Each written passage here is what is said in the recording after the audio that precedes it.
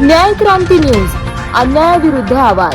सतत सुरू असलेल्या मुसळधार पावसामुळे चिंचवड येथील मोरया गोसावी मंदिर परिसरातील पूल पाण्याखाली गेला आहे। त्यामुळे या मार्गाने प्रवास करणाऱ्या नागरिकांनी कोणतीही जोखीम न घेता अत्यंत सावधगिरी बाळगावी असे आवाहन करण्यात येत आहे। पुलावरून पाण्याचा वेगाने प्रवाह सुरू असल्याने वाहन चालक, दुचाकीस्वार, पादचारी तसेच ज्येष्ठ नागरिकांनी या मार्गाचा वापर टाळावा।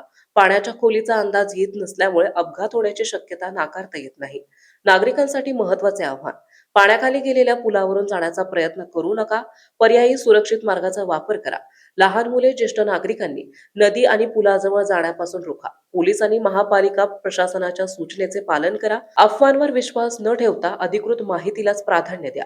न्याय क्रांती न्यूजचे आव्हान: 1 मिनिटाचा संयम तुमचा आणि तुमच्या कुटुंबाचा जीव वाचवू शकतो। कृपया पाण्याखाली गेलेल्या पुलावरून प्रवास करण्याचा धोका पत्करू नका।